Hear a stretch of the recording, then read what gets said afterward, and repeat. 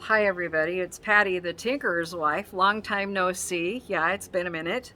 It's been since January 19th when we said goodbye to Tinkerer's Paradise. And today I am at my apartment in Happy Valley.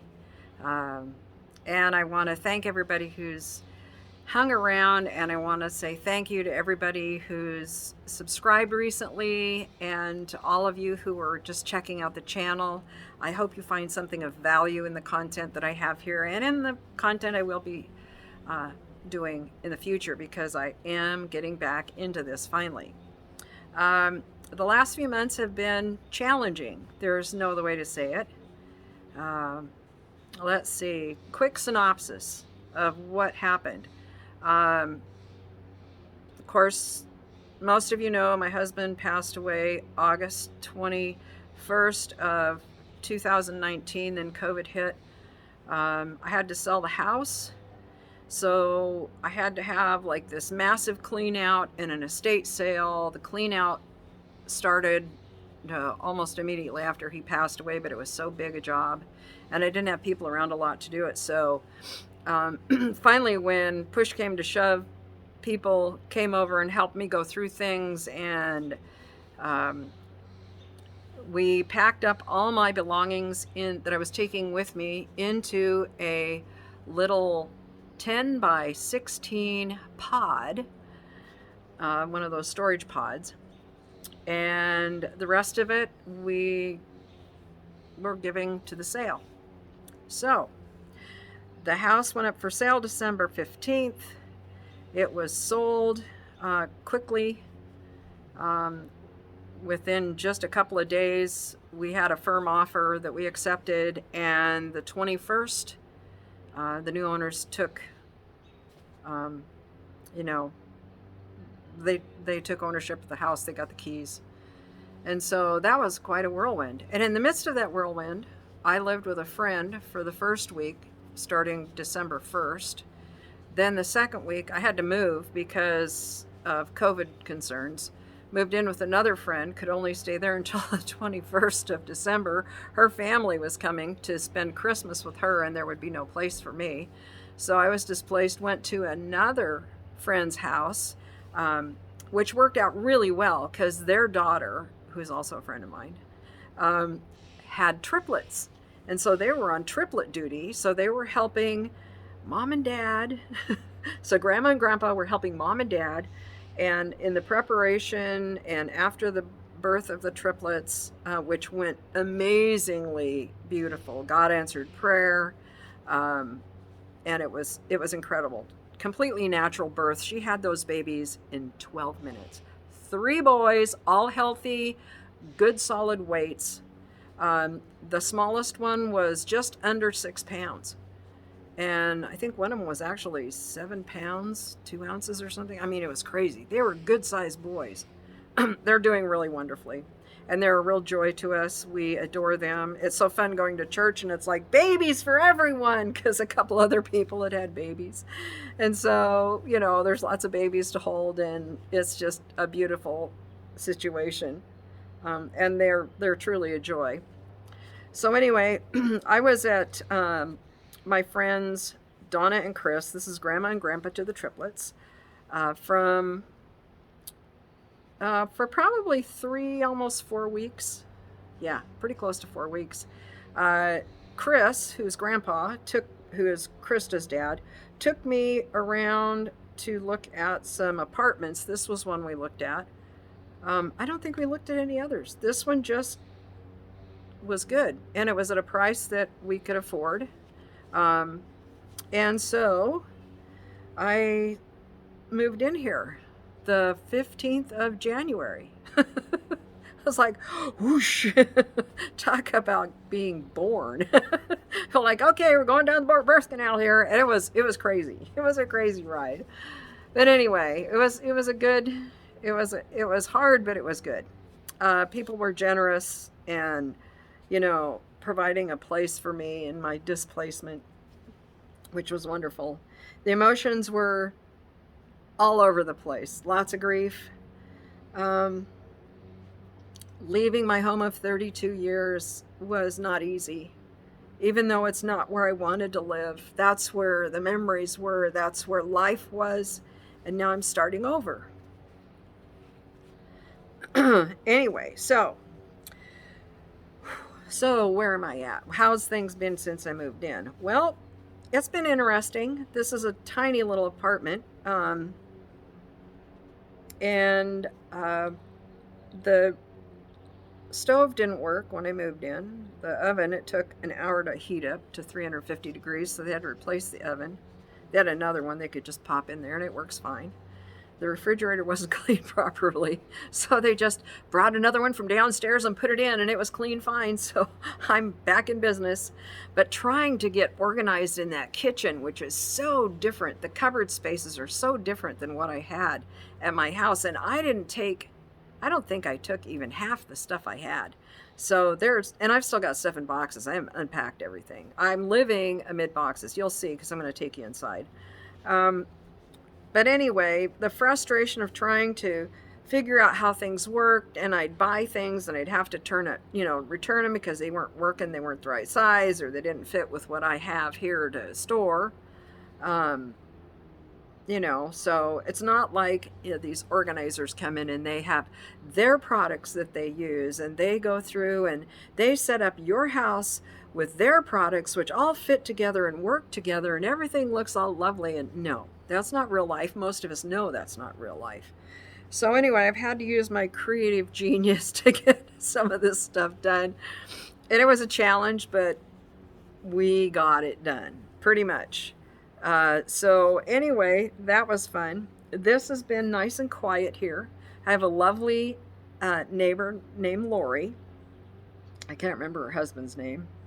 And she has a mom. They have a family homestead out in Estacada. Lori was growing plant starts for the farm. And so they went out there. She took them out there this weekend and they planted those. And so that has happened. And then, or they're getting them hardened off out there, I think is what's happening, because she was growing them in the apartment. I was surprised she was growing them in the apartment. But it's only her and her husband there. She works from home, so she's got space. I have one bedroom, a small closet that's half packed with boxes, or 2/3 packed with boxes, maybe I should say. And then, the one thing that's beautiful about this, before I go on any further, I feel like I'm kind of just everywhere, is the windows of this apartment are beautiful, and the view here is beautiful. And I'll show you what I mean here in a little bit. So I'm very grateful for that. It's close to everything. We have a New Seasons market, which is the Shishi market, that's way overpriced, but they have really good food that you can get for lunch, which is awesome. We have the Kroger's affiliate, Fred Meyer's, half a mile from my house here, which is great. And there's a convenient care center that's like walking distance from here. So I mean, there's all kinds of things just right here. So it's a good place for me to be in this season of transition. And I leased this apartment through July 14th. That's when my lease is up. So I have to be out of here on July 14th. They have to move out. So that's the last day. I've made a counter offer on going month to month, requesting that I can go month to month at the same rate.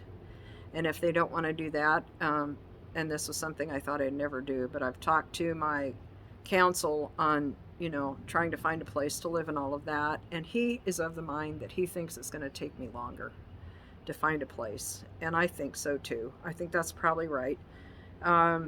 Anyway, to be here for a year. And my flesh hates that. I gotta say, my flesh doesn't want to be here for a year. It's comfortable. I have everything I need, but it's not where I want to be. But I was thinking about this, how we can want things and it's not time. The God doesn't have things prepared for us. One of the verses that God gave me was out of Deuteronomy, and he's speaking to Israel, saying, do not be afraid, do not be dismayed. I go before you, I am with you, and I will not fail you. I will not leave you, basically. So I realized, and I think even when I moved here, that verse I think was given to me either just before I moved here or just after, that this whole thing has been relinquishing my life to God's plan. And a lot of us can say we're not very good at that, really. We make our decisions and we just blow through. We don't take the time to sit and ask God, what do you think? And wait for his answer. We don't do that. Life moves at light speed around us. At least we think it does. And I look back at my life and I go, I wonder how different my life would have been had I done that. I know many of the decisions I made that altered the course of my life for decades were made with a knee-jerk reaction to a need, what I saw as an immediate need or whatever. I mean, there was a lot of poor decisions made. I'm just going to say that right there. Poor decisions. I'm one of those who made poor decisions. This one cannot be a poor decision. This one needs to be prayerful, careful. And this is, I think, how we are, as those of us who are Christians, and I'm a Christian, we should be living our lives in that manner. Because God's the one that determines our steps. We can have our plans, but he's the one who determines our steps. So, and if we're being rebellious, he's gonna let us know. He'll be resisting us, saying, no, you're being proud, you're being rebellious. Time for, a little correction here. And he'll work with us to try and course correct. Sometimes we just get going like wild horses, and you know how hard they are to catch and to tame. Well, that was me back in the day when I was doing horticulture and everything else. I was that wild horse, and I was going 6 ways to Sunday and nearly killed myself. Yeah. So today I sit here, and right now what I have is there are 2 decisions that are being made that I'm waiting to hear back on. One is a legal decision regarding some finances that will determine how much money I have to go forward. I know that I have a certain amount from the sale of the house, but there's another amount that's quite a large sum of money that will either need to be paid or will become mine as a part of the estate. And my prayer is that God would judge between me and the bank. Honestly, that's my prayer. That's all I can tell you right now. I'll tell you more of the story later. Especially if I get to keep all the money, because that will be a huge rejoicing. The other thing is that the other decision is regarding whether I get to stay here, if I need to stay here longer than July 14th, if I can rent from month to month, or if I have to sign a lease for a year in order to stay at the same rate.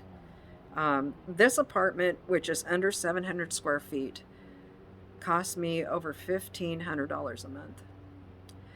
The utilities are almost nothing compared to what they were in Portland, which is nice. That's a savings there. So that part's good. Yeah. But let me show you some of the goodies inside. That's what I wanted to do, because there's some really cool things. I'm just going to say, I'm not even going to apologize for the mess.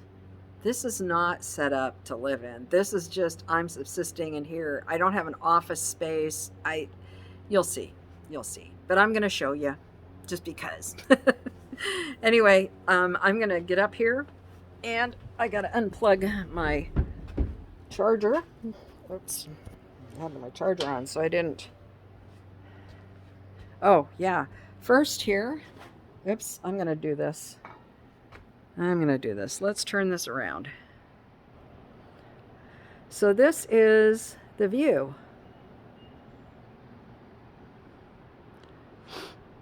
Back in the trees. But I'm not so much under the trees anymore. But it's beautiful.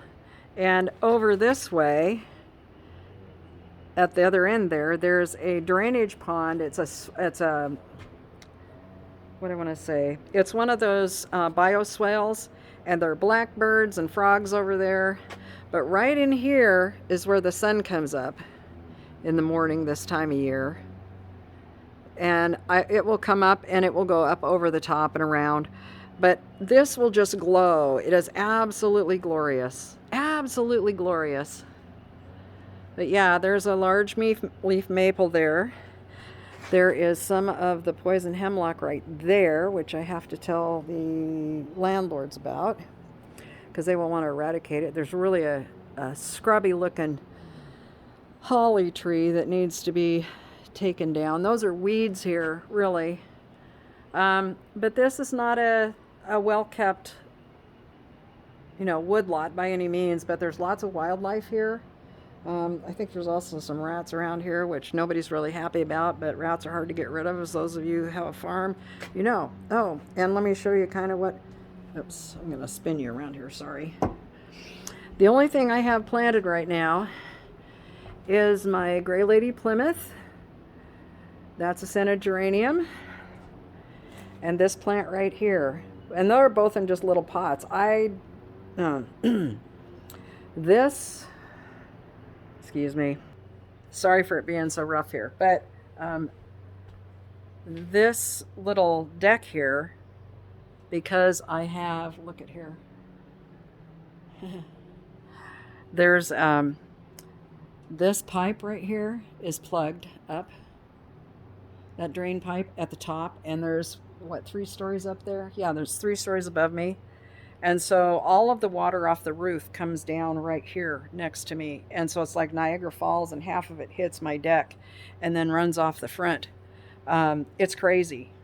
And so I'm hoping they get that repaired, but I haven't been able to plant anything because of that. So that's been kind of a bit of a conundrum. But we're going to go inside, and I suppose I better turn a light on in here. I think what I'll do, had to turn off the light because I didn't like the way it was looking in here. Okay, let me turn this around. So, let me go over here. That is one stack of boxes.